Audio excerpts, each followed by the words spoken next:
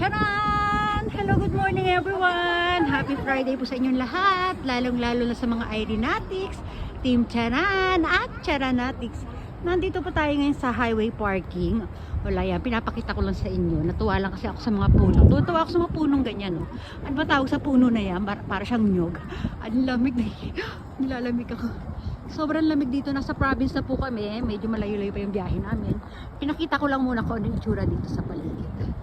Ayan, puro puno siya. Ang ganda ng puno niya. Nanginginig yung kamay ko, grabe. Ito, shop. Highway restaurant. Ay, sa Kane. Ano na, pumila doon sa ice cream.